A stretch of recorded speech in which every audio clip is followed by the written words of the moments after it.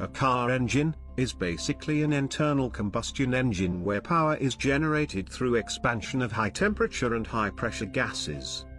A lot of heat is generated due to the combustion gas and the friction of mechanical parts. For sustained operation, these excess heat should be removed from the engine and kept at operating temperature.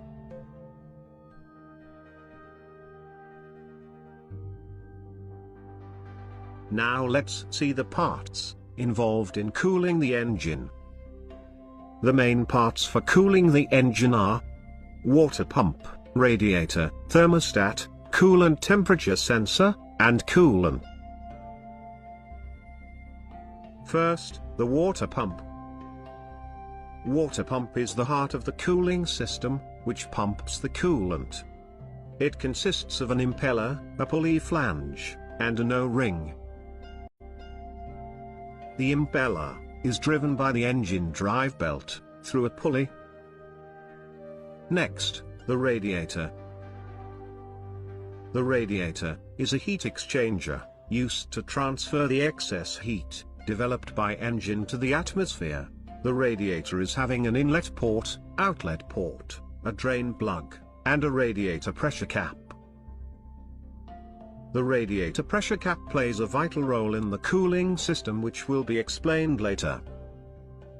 Next, the thermostat. The thermostat is a valve which regulates the flow of the coolant and helps to maintain the proper operating temperature for the engine. The thermostat consists of a frame, charge cylinder, main valve, main spring, bypass valve, and secondary spring.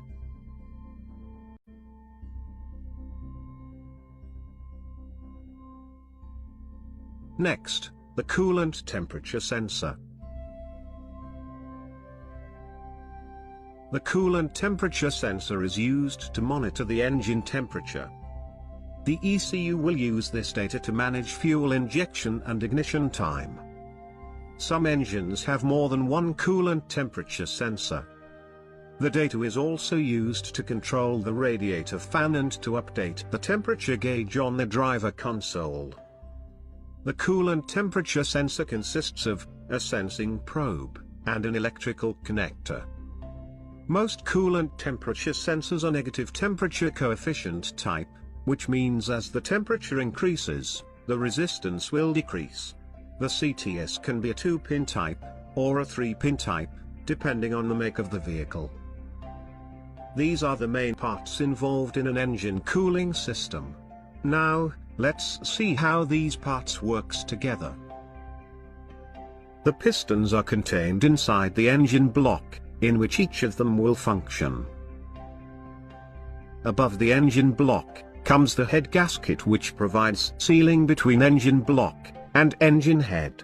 It avoids compression leaks and oil or coolant leaks into the cylinders. Above that comes the engine head. The engine is having a safe passage through which the coolant can flow without entering into the cylinder or mixing up with the oil. This passage is known as water jacket.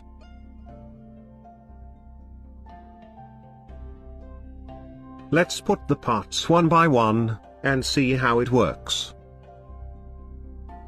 The water pump pumps the coolant throughout the system with the help of the radial impeller. It is driven by the engine itself, using a serpentine belt. The serpentine belt also drives the power steering pump, alternator, AC compressor.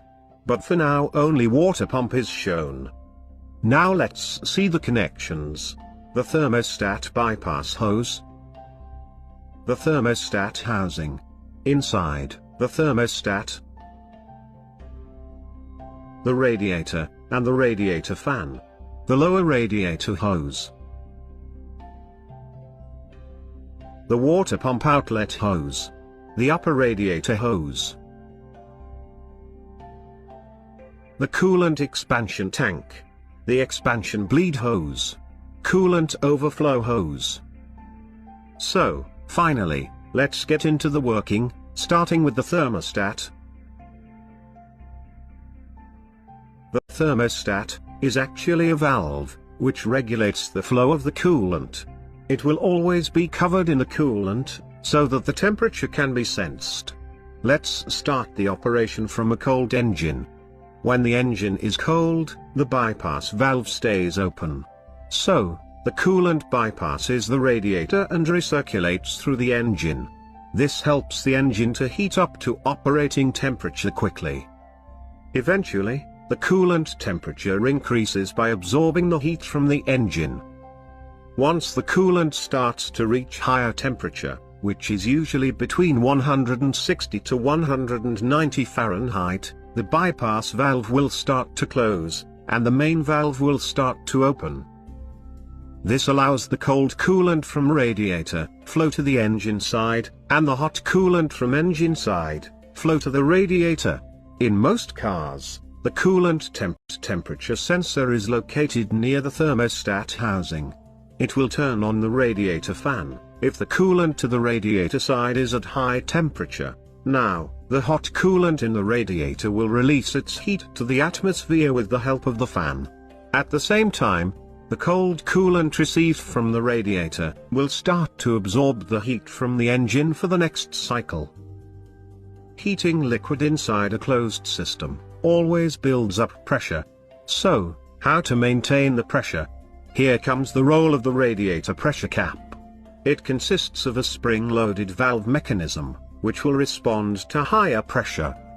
Reaching a pressure above 15 psi will push the pressure cap valve, and the coolant flows to the expansion tank, until the pressure goes down to operation level.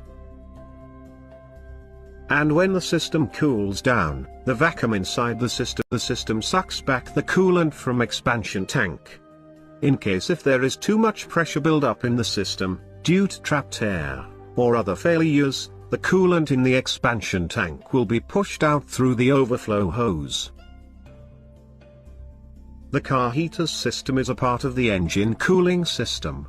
The heater system comprises of the heater core, inlet and outlet hoses, a heater control valve which is optional and cannot be found in all vehicles. The heater core acts as a radiator, dissipating heat from the hot coolant to the vehicle interior, using a blower,